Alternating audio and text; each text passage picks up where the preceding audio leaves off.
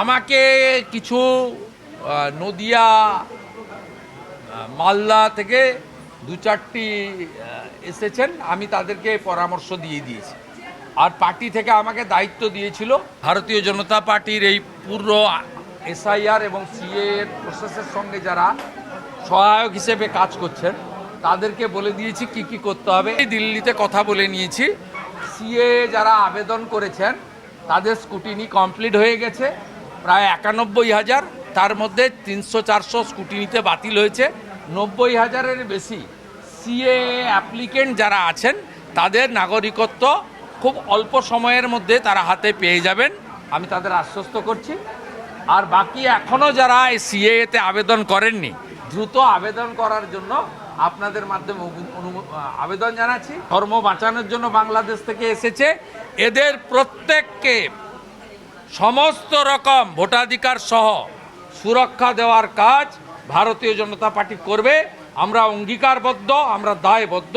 আমাদের মোদিজি আছেন, চিন্তার কোনো কারণ নেই। যথেষ্ট বেশি মোটেই নয়, কিন্তু আছে। ২০০২ সালের পরে যে সমস্ত শরণার্থী এসেছেন তাদের তো সমস্যা আছে, তবে আপনাদের আমি বলতে পারি ভারত সরকার যেভাবে উত্তর চব্বিশ পরগনা নদিয়াতে যে ৯০,০০০ সিএ অ্যাপ্লিকেশনকে দ্রুত নিষ্পত্তির উদ্যোগ নিয়েছেন, তাতে তারা খুব অল্প দিনের মধ্যেই নাগরিকত্ব পেয়ে যাবেন। আর যেদিন নাগরিকত্ব পাবেন সেদিন ভোটার হয়ে যাবেন। এই সমস্যার সমাধান হয়ে যাবে।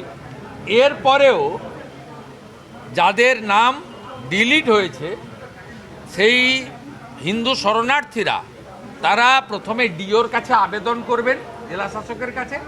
সেখানে আবেদন রিজেক্ট হলে সিওর কাছে আবেদন করবেন। আমরা বিষয়টা দেখে নিচ্ছি।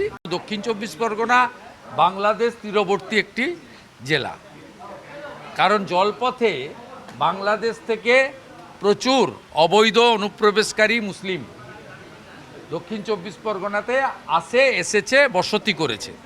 তৃণমূল কংগ্রেস দক্ষিণ চব্বিশ পরগনাটা মূলত যে আদি বাসিন্দা যারা তাদের কাছ থেকে কাড়িয়ে নিয়েছে। ডেমোগ্রাফি চেঞ্জ হয়েছে, জনবিন্যাস বদলে গেছে। এই বাংলাদেশি মুসলিমদেরকে আনিয়ে অবৈধ আধার কার্ড, এপিক কার্ড এসব করে মমতা বন্দ্যোপাধ্যায় যে কাণ্ডটা করেছেন, সবচেয়ে বেশি ক্ষতিগ্রস্ত হয়েছে দক্ষিণ চব্বিশ পরগনার। সেখানকার যারা অরিজিনাল বাসিন্দা তারা আজকে সংখ্যালঘু হয়ে গেছেন।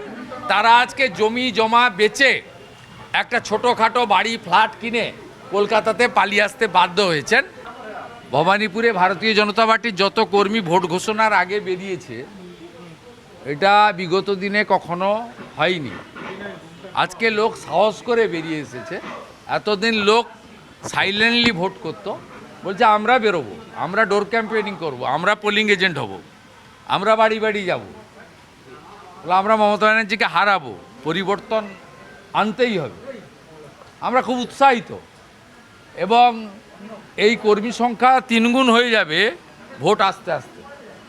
এরকম প্রত্যেকটা বিধানসভাতেই, বিশেষ করে কলকাতার 11টা বিধানসভাতেই এই কর্মী সভা হচ্ছে। পার্টি আমাকে ভবানীপুর বিধানসভায় আসতে বলেছে, আমি এসেছি।